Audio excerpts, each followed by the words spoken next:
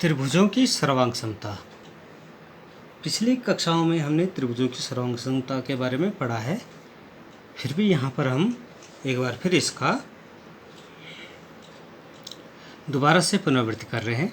सर्वांग समता होती क्या है? सर्वांग समता का अर्थ होता है सभी प्रकार से बराबर, अर्थात वे आकृतियाँ जिनके समान आकार और समान माप होते हैं। जैसे मैं अपने दर्पण के सामने खड़ा हो जाऊँ, शीशे के सामने खड़ा हो जाऊँ, तो शीशे में जो आकृति है और मैं हूँ, तो दोनों एक दूसरे के सर्वांग सम हैं।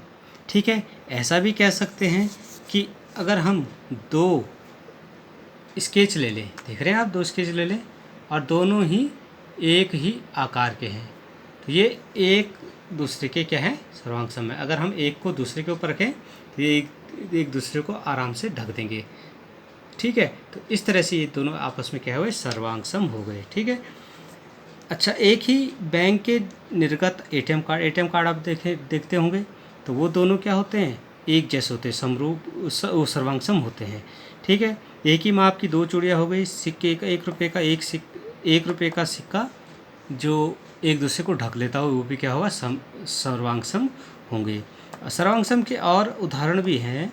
मान लीजिए आपके पास एक गणित की बुक है कक्षा 9 की, और दूसरे विद्यार्थी के पास कक्षा 9 की दूसरी बुक है, तो वो एक दूसरे के क्या हो गए? सर्वांग सम हो गए। ठीक है। अच्छा, ये समरूपता और सर्वांग समता में बच्चे बहुत कंफ्यूज करते हैं, इसके बारे में थोड़ा मैं बताना चाहूँगा। समरूपता का अर्थ है रूप में एक समान। जैसे कि मैं कहूँ कि क्लास में कोई दो बच्चे हैं, दो लड़कों को मैं खड़ा कर दूँ, तो दो लड़के एक दूसरे के क्या होंगे? समरूप होंगे।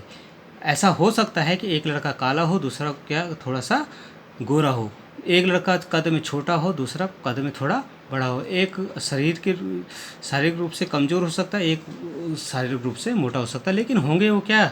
समरूप होंगे। जैसे हम किसी कुत्ते की आकृति को कुत्ते को देखते हैं, तो हम देखते ही पहचान लेते हैं कि ये कुत्ता है, क्योंकि हमें पता है कि उसकी क्या प्रॉपर्टीज़ होती हैं। कुत्ते की एक पूँछ होती है, चार पैर होते हैं, दांत होते हैं, दो कान होते हैं।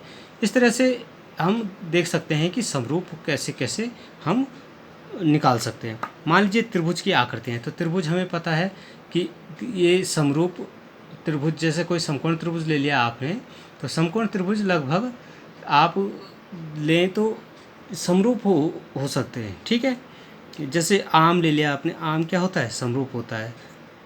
दो फल ले लिया, आम ले लिया आपने दो, तो वो क्या है? समरूप है। आप देखते ही बता देंगे कि ये क्या है? आम है।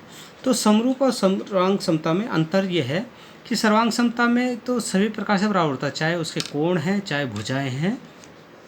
ठीक है, त्रिभुज की बात कर रहे हैं हम, चाहे उसके कोण है, चाहे भुजाएं हैं, ये सभी प्रकार से बराबर होंगे। लेकिन समरूप में क्या हो सकता है? छोटा बड़ा हो सकता है। कोण और भुजाओं में जो है एक अनुपात हो सकता है, 1:2 हो सकता है, या 3:4 हो सकता है, 1:6 हो सकता है, तो छोटा बड़ा हो सकता है, लेकिन रूप क्या है? एक जैसा होगा। ठीक है। अब हम सर्वांग समता के कुछ प्रतिबंध लेंगे कि दो त्रिभुज जो है सर्वांग सम होते हैं तो कैसे होते हैं। तो इसके लिए मैं बता दूं कि दो त्रिभुज सर्वांग सम तभी होंगे जब भुजा कोण भुजा, SAS रूल की बात करें, यदि एक त्रिभुज की दो भुजाएं और उनके मध्य अंतरित कोण दूसरे त्रिभुज के संगत दो भुजाओं और उनके मध्य अंतरित कोण के बराबर होते हैं। देखिए, ये 4 और 5 है, दो भुजाएं हैं, बीच का कोण कितना है? 60 डिग्री है। ऐसी दूसरा त्रिभुज ले लीजिए, 4 और 5 इसकी भुजाएं हैं और बीच का कोण है 60 है। तो देख रहे हैं आप, ये एक दूसरे के क्या है? बराबर है, संगत भुजाओं के। देखिए, ये भुजा 4 है तो ये भी 4 है, ये 5 है तो ये भी 5 है, इनके बीच का कोण 60 है तो यहाँ भी 60 है। तो ये लिखेंगे ABC सर्वांग सम है त्रिभुज A', B', C'। सर्वांग सम का निशान इस तरह से लगाएंगे, दो बराबर के निशान के ऊपर एक कर्ली वाला उल्टा लेस S हम लगा देंगे, तो ये सर्वांग समता का निशान हो जाएगा। ठीक है। दूसरी जो हम प्रतिबंध की बात करें, ASA मतलब कोण भुजा कोण, तो ये क्या होता है? यदि एक त्रिभुज की दो कोण और उनकी अंतरित भुजा दूसरे त्रिभुज के दो कोण और संगत अंतरित भुजा के बराबर हो, तो ये क्या हो जाएगा? ये भी सर्वांग सम हो जाएगा। मान लीजिए दो कोण है 30 डिग्री और 40 डिग्री, दूसरे त्रिभुज के 30 डिग्री और 40 डिग्री है, उनके बीच का जो भुजा है वो 7 सेंटीमीटर है अगर, तो ये आपस में बराबर हैं। देख रहे हैं आप, संगत कोण और संगत भुजाएं आपस में क्या है? बराबर हैं। तो दो कोण और उनके बीच की भुजा, ठीक है, अगर बराबर है तो ये क्या हो जाएगा? सर्वांग सम हो जाएगा। तीसरी प्रॉपर्टी है भुजा भुजा भुजा। यदि एक त्रिभुज की तीनों भुजाएं दूसरे त्रिभुज की तीनों संगत भुजाओं के बराबर हो तो ये त्रिभुज क्या कहलाएंगे? सर्वांग सम कहलाएंगे। मान लीजिए एक त्रिभुज आपके पास है 3, 4 और 5 सेंटीमीटर भुजा वाला, दूसरा त्रिभुज भी 3, 4 और 5 सेंटीमीटर भुजा वाला है, तो ये त्रिभुज क्या हो जाएंगे? सर्वांग सम हो जाएंगे।